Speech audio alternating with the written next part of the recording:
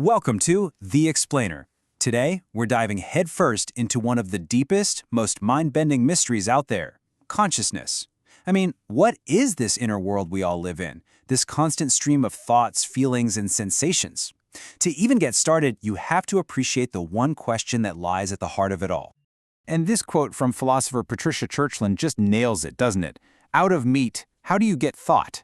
Because when you boil it all down, this amazing inner life of ours is somehow coming from a 3-pound lump of tissue inside our skulls.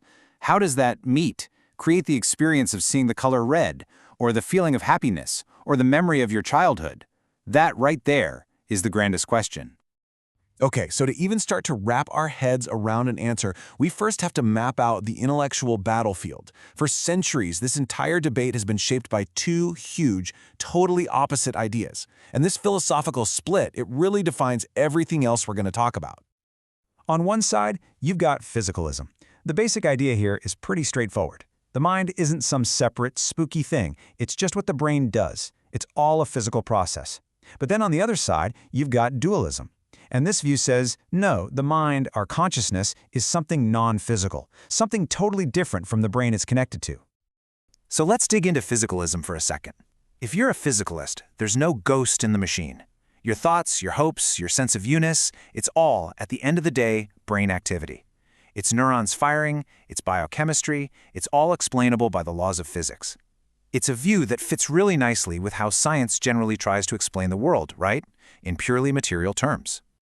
Dualism, though, argues that a purely physical story is always going to miss the point. It says our mental life is in a whole other category of existence. This non-physical mind or soul, it interacts with our brain, sure, but it isn't made of brain stuff. And you can see how this idea has really deep roots in a lot of religious and philosophical traditions. Now, some physicalists take this idea and run with it to an extreme conclusion. Paul Churchland, for example, is what's called an eliminative materialist. He basically argues that our everyday words like beliefs and desires and feelings, that's just a kind of folk science.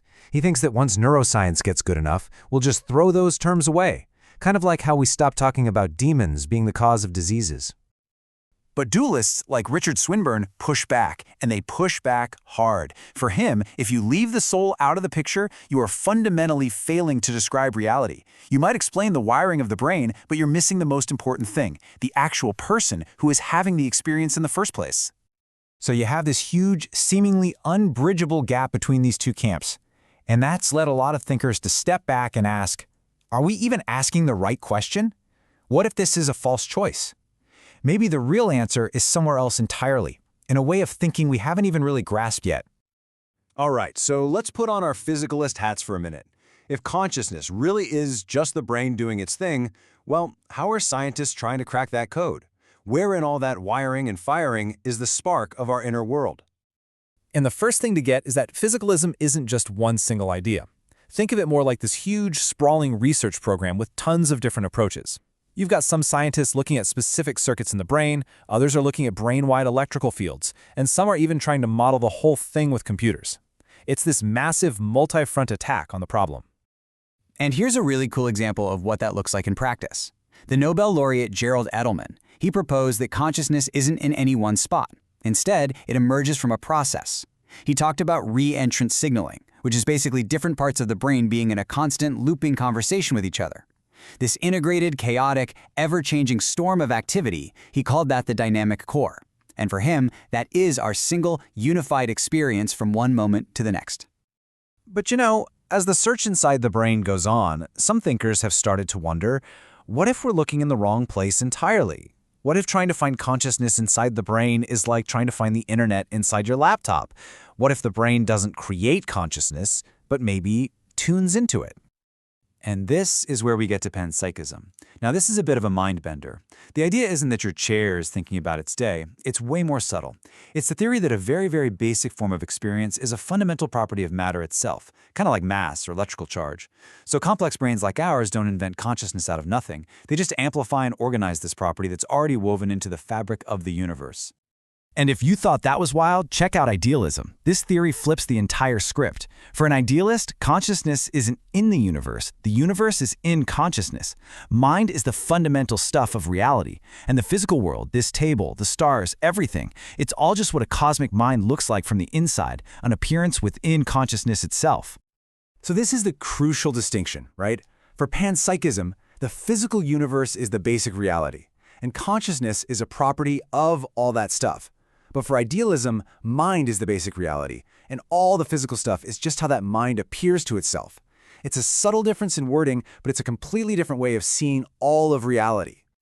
So we've got the physicalists looking in the brain, the dualists looking for a soul, and then the panpsychists and idealists looking at the entire cosmos. I mean, it's an incredible range of ideas. And yet, after all of that, there's this one giant, nagging problem that just refuses to go away. A problem so tough, it's got its own special name. This is the hard problem.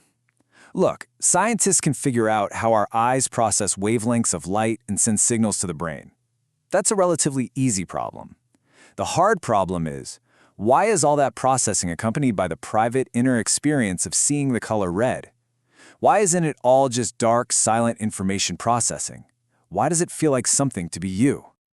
And you know, the hard problem isn't just one question. It's more like a whole family of really tough questions. Philosophers talk about these marks of the mental, these things that seem to be unique to minds. Like, how can a bunch of neurons be about something else, like your plans for the weekend? How does the feeling of making a free choice arise from physical cause and effect? These things are just incredibly tricky to explain in purely physical terms. I mean, just take free will. The neuroscientist Robert Sapolsky reaches a pretty brutal conclusion.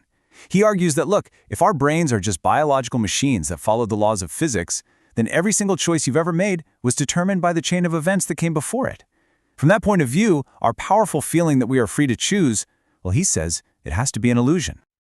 And so, this is the ultimate question we're left with, isn't it?